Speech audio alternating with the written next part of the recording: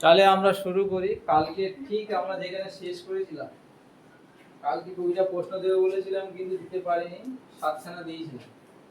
আশা করছি সবাই কিন্তু পড়ে এসেছে তো। আচ্ছা, আমি দুটো একটা জিজ্ঞেস করবো, বলো তো ভারতের প্রথম ডাক ব্যবস্থা চালু হয় কবে? ডাক ব্যবস্থা? হ্যাঁ, প্রথম ডাক ব্যবস্থা কবে চালু হয়? বলো, জব করে বলো। এগুলো লিখে দিলে বাড়ি পড়তে হবে, শুধু লিখে নিয়ে যাবো, খাতা ভর্তি করবো, তাতে কি হবে? কিছু হবে না। এগুলো নাম মুখস্থ থাকলে তো। 1854 খ্রিস্টাব্দে।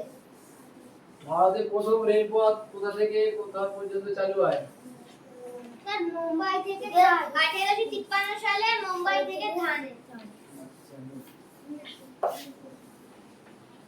আমরা আজকে জিজ্ঞেস করব, তারপরের দিন থেকে আমরা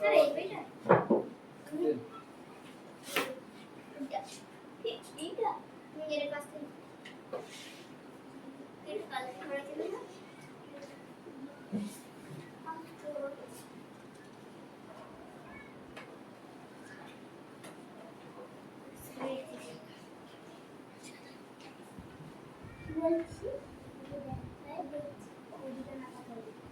আজকে আমরা কিছু বৃহত্তম, ক্ষুদ্রতম, উচ্চতম, দীর্ঘতম এইগুলো আমরা জানবো। হ্যাঁ, কি জানবো? আচ্ছা, তার আগে সব খাতা পেন রেখে রেডি করো। খাতা পেন রেডি করো। এই করছো? আচ্ছা, তাহলে আমরা এবার ক্লাসটা শুরু করি। তার আগে বলি, কালকে যে কমেন্ট আমি বলেছিলাম যে ফার্স্ট যে ভিডিওটা দেখবে এবং যে কমেন্ট করবে এবং এইগুলো আবার দেখবে তাকে একটা গিফট দেবো। আমি দেখলাম প্রথমে ভিডিওটা গিয়ে কমেন্ট করেছে নীলাদ্রিকে এইটা গিফট দেওয়া হয়। চলে আসেন, যে আগে দেখবে তাকে গিফট দেবো। গিফট ছোট বড় ব্যাপার না, এই সম্মানটা বড় কথা। এই জিনিসটাও দেখে পরে বলেই ও কিন্তু সঠিক উত্তরটা দিতে পারছে। যদি তুমি না পড়ো তুমি উত্তর দিতে পারবে না। তুমি যদি পড়ো, এই যে ক্লাসটা তোমরা লিখে দিচ্ছি পড়ছো, ভিডিওটা যদি দেখো আরো ভালো বুঝতে পারবে যে কোথায় কোথায় তোমার লেখা ভুল হয়েছে। ভিডিওটা থামিয়ে থামিয়ে তুমি কি করবে, লিখে নেবে কোনো জায়গায় ভুল করবে। এখানে তো সময় বেশি পাওয়া যায় না, যতটা পাই ততটা করে দেওয়া।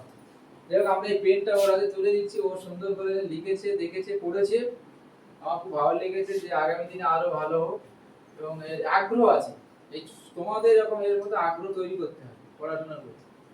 এবং প্রথম ও কমেন্টটা করেছে, তার মানে লিখেছে ভিডিওটা, কমেন্টটা করেছে এবং সঠিক উত্তর দিয়েছে। ঠিক আছে, তার জন্য এই পেনটা ওকে গিফট দেওয়া হবে। সবাই একটা জোরে হাততালি দিয়ে দাও।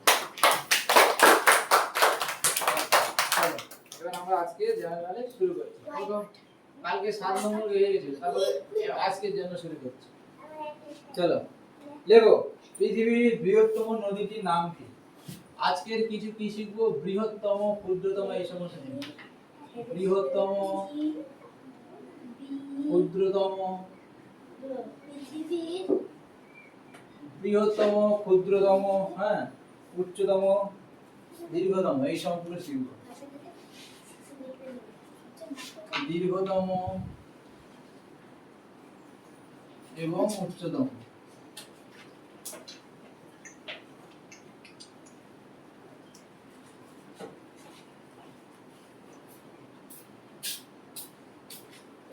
এই যে লেখো, কথা দিলে কথা রাখতে হবে, কিছু করার নেই, এটাই নিয়ম।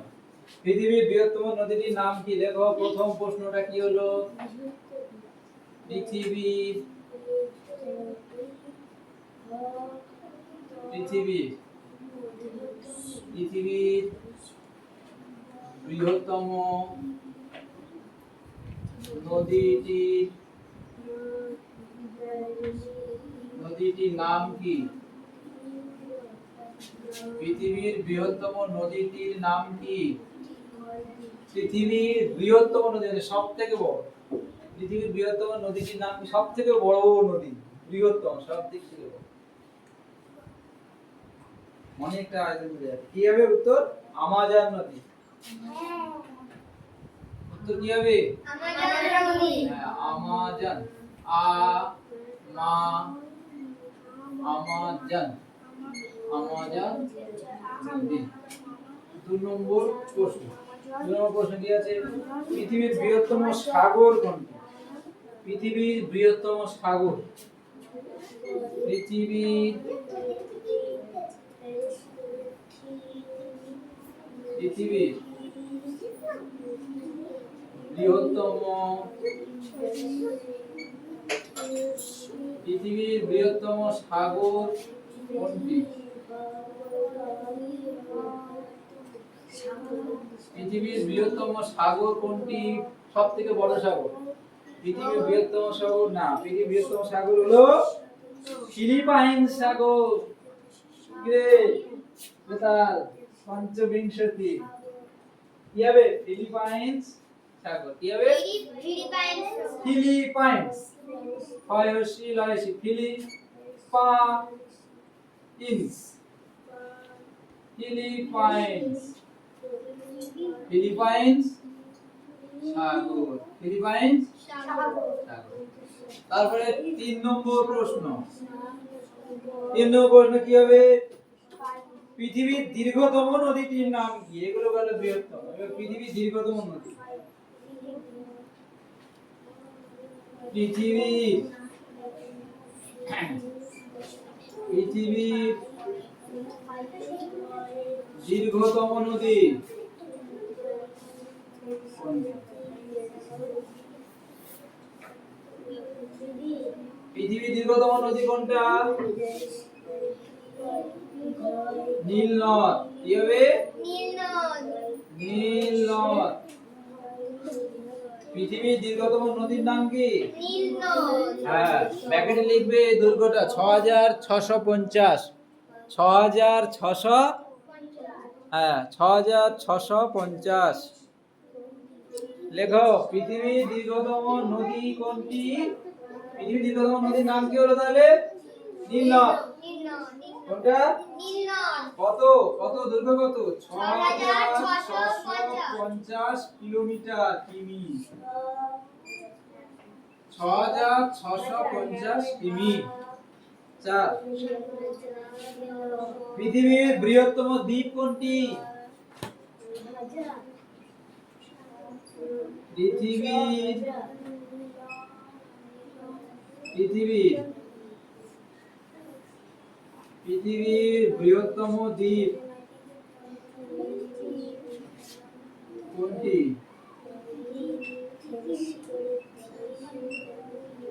পৃথিবীর বৃহত্তম দ্বীপ কোনটি? গ্রিনল্যান্ড। কি হবে? গ্রিনল্যান্ড।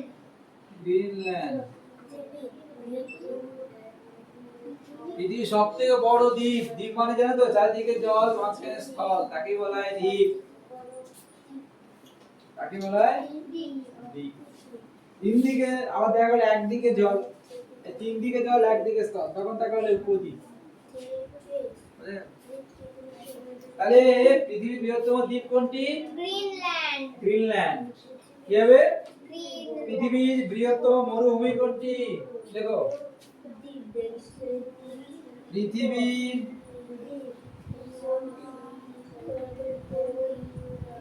পৃথিবীর বৃহত্তম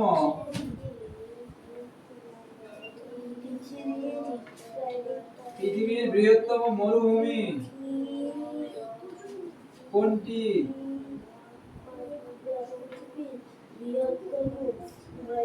পৃথিবীর বৃহত্তম মরুভূমি কোনটি? উত্তর হবে কি? সাহারা। কি হবে? সাহারা। সাহারা মরুভূমি, সাহারা মরুভূমি।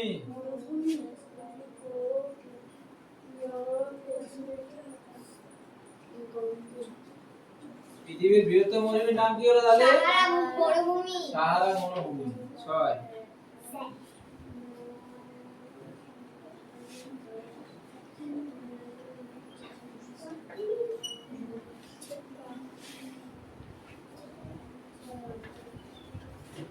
পৃথিবীর বৃহত্তম মহাসাগর কোনটি? পৃথিবীর বৃহত্তম মহাসাগর কোনটা? কি হলো? কে বলবে? জানো? পৃথিবীর সবথেকে বড় মহাসাগর কোনটি? কোনটা? এগুলো তো আগে জানা উচিত ছিল। প্রশান্ত মহাসাগর। কোন মহাসাগর? প্রশান্ত মহাসাগর। প্রশান্ত মহাসাগর। 7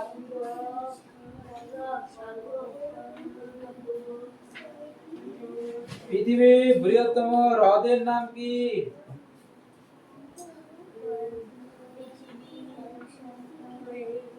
পৃথিবীর বৃহত্তম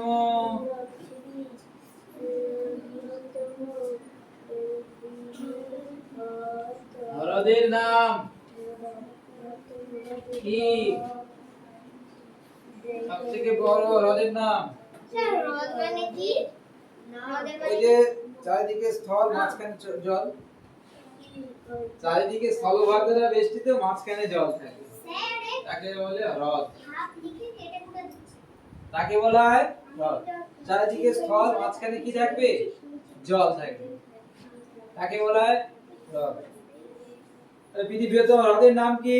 কাস্পিয়ান সাগর। কি হবে? কাস্পিয়ান সাগর। কাস্পিয়ান কাস্পিয়ান সাগর।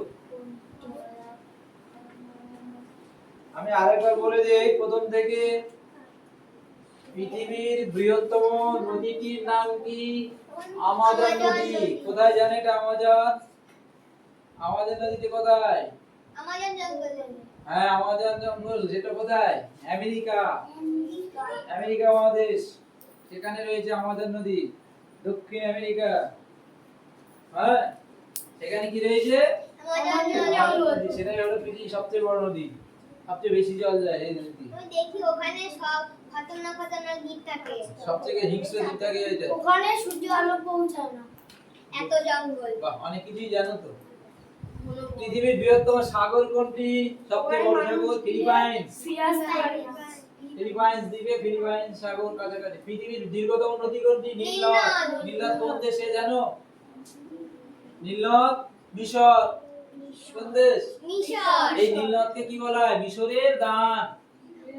এই নীল নদ হচ্ছে মিশরকে সবুজ শস্য শ্যামলা করে তুলেছে। কারণ এই নীল নদীর জলকে কাজে লাগিয়ে মরুভূমিতে কি করা হয়েছে? মরুভূমিতে ফসল ফলানো হয়েছে রে বেটা। বুঝতে পেরেছিস? এই নীল নদ না থাকলে মিশর মরুভূমিতে পরিণত হয়ে যেত। এই নীল নদের দ্বারাই মিশর কি হয়েছে?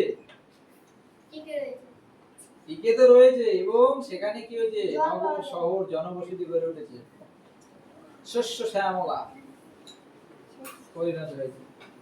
চাষ হচ্ছে সেখানে, শিল্প গড়ে উঠেছে সেখানে, কারখানা গড়ে উঠেছে সেখানে, প্রচুর মানুষ সেখানে বসবাস করছে।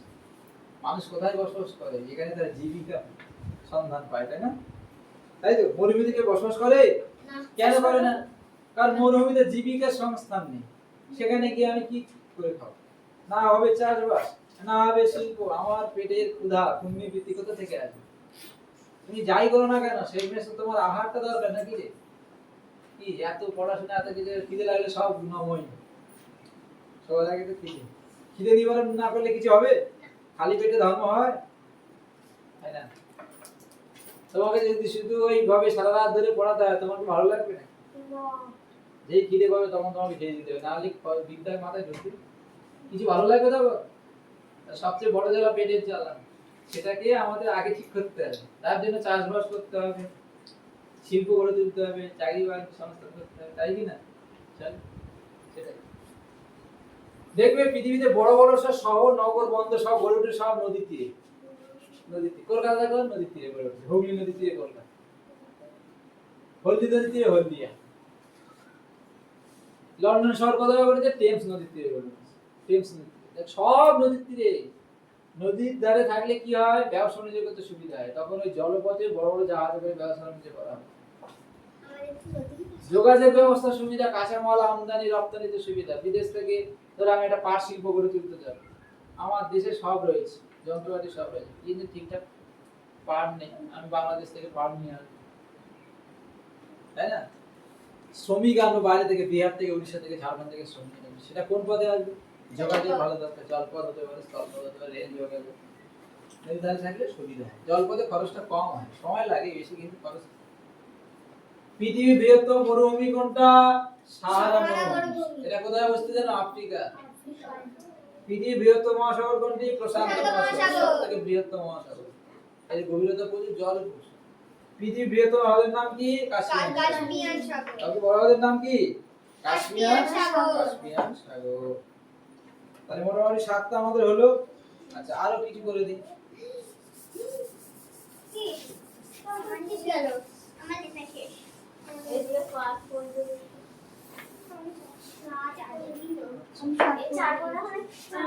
এবার 8 দেখো, পৃথিবীর উচ্চতম মালভূমিটির নাম কি? সবচেয়ে উঁচু মালভূমি পৃথিবীর উচ্চতম, পৃথিবীর উচ্চতম মালভূমি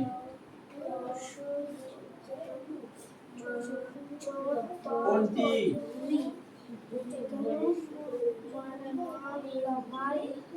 পৃথিবীর উচ্চতম মালভূমি কোনটি?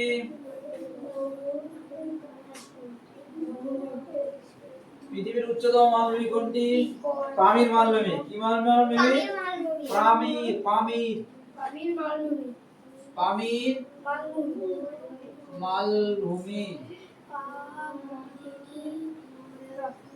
পামির মালভূমি।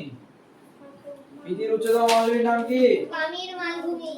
এত উচ্চতে অবস্থিত একে বলা হয় পৃথিবীর ছাদ। মনে হয় যেন ছাদের মতন অবস্থান করছে, এত উঁচু। মালভূমিতে এত উঁচু হয় না স্বাভাবিক, কিন্তু প্রচুর উঁচু, প্রায় 3.5 উপরে, এত উঁচু।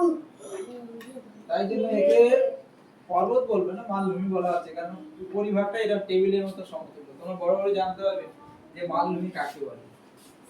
এরা টেবিলের মতো সমতল হয় পরিপথ, এবং এত উঁচুতে অবস্থিত একে বলা হয় পৃথিবীর ছাদ। কি বলা হয়?